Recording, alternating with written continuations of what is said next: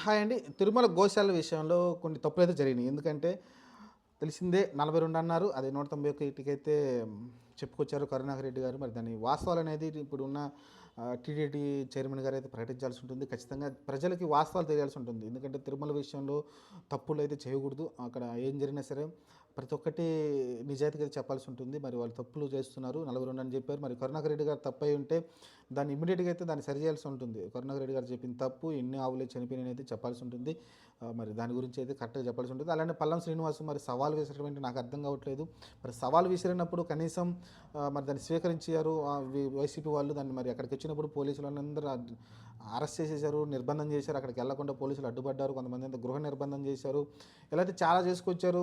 ఓ పక్కనేమో జగన్మోహన్ రెడ్డి ఎందుకు రాలేదని మళ్ళీ ప్రశ్నిస్తూ ఉన్నారు. ఇదేంటి నాకు అర్థం కావట్లేదు. వాళ్ళ నాయకులు వచ్చినప్పుడు ఇక్కడ చంద్రబాబు నాయుడు ఏమైనా సవాల్ చేయలేదు కదా. ఒక సాధారణ నాయకుడు చేశారు. ఇక్కడ సాధారణ నాయకులు వచ్చారు. రోజా లాంటి వాళ్ళు మిగతా కొంతమంది నాయకులు అయితే వచ్చారు. వచ్చినప్పుడు వాళ్ళ లోపల తీసుకెళ్ళి ఇదిగో పరిస్థితి అమ్మా, ఇంతకుముందు ఇన్ని గోవులు ఉన్నాయి, ఇన్ని గోవులు చనిపోయినాయి అని ఒక రిపోర్ట్ ఇస్తే అయిపోతుంది కదా, తీసుకుని వెళ్ళిపోతారు. బయటకు వచ్చి ప్రెస్ మీట్ పెడతారు, చెప్తారు, అయిపోద్ది. అది కూడా హుందాగా ఉంటుంది. కానీ వీళ్ళేదో పెద్ద ఏదో అక్కడ ఏదో తప్పు పెద్ద పెద్ద తప్పు జరిగిపోయినట్టయితే వీళ్ళైతే భావించినట్టున్నారు.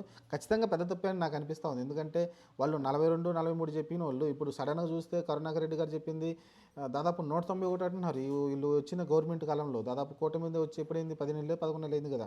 ఈ కాలంలోని దాదాపు 190 కావులు చనిపోయినంటే చాలా పెద్ద సమస్య. ఖచ్చితంగా దీన్ని తీవ్రంగా పరిగణించాల్సి ఉంటుంది.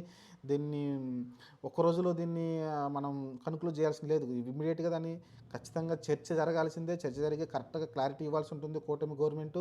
లేకుంటే టీటీడీ మెయిన్ కదా, అంటే గవర్నమెంట్ సంబంధం లేకుండా కొంచెం అటు ఇటు నడుస్తుంటుంది కాబట్టి మెయిన్ వాళ్ళన్న వచ్చి దాన్ని అయితే క్లారిటీ ఇవ్వాల్సి ఉంటుంది. ఖచ్చితంగా క్లారిటీ ఇచ్చి ఇదిగో ఖచ్చితంగా ఈ నావులు చనిపోయినాయి, ఈ కారణాల వల్ల చనిపోయినాయి అయితే చెప్పాల్సి ఉంటుంది. ఇమ్మీడియట్గా ఎంక్వైరీ చేస్తున్నాము. అలానే పశువుల డాక్టర్లు పిలిపిస్తున్నాము. పిలిపించి అక్కడ వాటిని అయితే టెస్టులు చేస్తాము, పోస్ట్ మార్టం చేస్తాము. చేసిన తర్వాత ఎందుకు జరిగిన కారణాలు తెలుసుకొని మీకైతే ఇన్ఫర్మేషన్ ఇస్తామని నెల రోజుల 2 నెలల టైం తీసుకొని చెప్పాల్సి ఉంటుంది. అది పోగొట్టి ఇంకా మీరు సవాల్ తీసుకొని ప్రతి సవాల్ చేసుకుంటే ఎలానే ఉంటుంది. మరి ప్రతిపక్షం వచ్చినప్పుడు దాన్ని మరి వాళ్ళు గొంతు నొక్కేయడం అంటారు కదా. మరి ప్రతిపక్షం ఉన్నదే దానికోసం కదా, ప్రజల కోసం ఏం తప్పు అనేది బయటకు తేల్చాలి. వాళ్ళు అడగకుండా ఇప్పుడు బూరం కరుణాకర్ రెడ్డి అడగకుండా ఉంటే అసలు మనకు తెలిసేదే కాదు. ఈ టీటీడీలో ఇంత ఘోరం జరుగుతుందని మనకు తెలిసేదే కాదు. ఇన్ని గోవులు చనిపోతున్నాయి ఎందుకంటే వాళ్ళే 42 గోవులు అని చెప్పారు. ఇప్పుడు చూస్తే 191 అంటున్నారు. దాన్ని ఎవరైనా ఖండించారు, వచ్చారు. మరి బయటకు వచ్చి ఖండించి ఆ 191 కాదండి చనిపోయింది ఒక 50 60 అని చెప్పాలి కదా. అలా చెప్పట్లేదంటే ఖచ్చితంగా అక్కడ ఏదో నాకు తెలిసి కరుణాకర్ రెడ్డి చెప్పిన దానికన్నా ఎక్కువ చనిపోయి ఉండొచ్చేమో. ఇది తెలిసిన ఇన్ఫర్మేషన్ ఇంతవరకు వచ్చింది. కానీ ఇంకా ఎక్కువ చనిపోయి ఉండొచ్చేమో అనుకుంటున్నారు, చాలామంది భావిస్తూ ఉన్నారు. కాబట్టి ఇదంతా ఒక అపోహల జీవితంలో అందరూ చాలామంది అల్లకల్లంగా నడుస్తూ ఉంది. ఎందుకంటే గోవుల్ని మనం దేవుడి కింద పూజిస్తూ ఉంటాం, గోవుల్ని గోమాత అని పిలుస్తూ ఉంటాం, ఒక దేవత కింద చూస్తూ ఉంటాం. కాబట్టి గోమాతని అలాంటి దానిపైన అయితే ఇలాంటిది సరిగ్గా ఇన్ఫర్మేషన్ ఇవ్వడం అనేది నాకైతే నచ్చట్లేదు. మరి దీనిపైన మీరు ఏదో కామెంట్ పెట్టండి. మరి 42 అని చెప్పారు, 191 అని వైసీపీ చెప్తున్నారు, కొంతమంది ఆరోపణలు చేస్తున్నారు. మరి దీనిపైన అయితే మీరు కామెంట్ చేయండి. మరి కూటమి అయితే తప్పు చేస్తుంది ఈ గోశాల విషయంలో.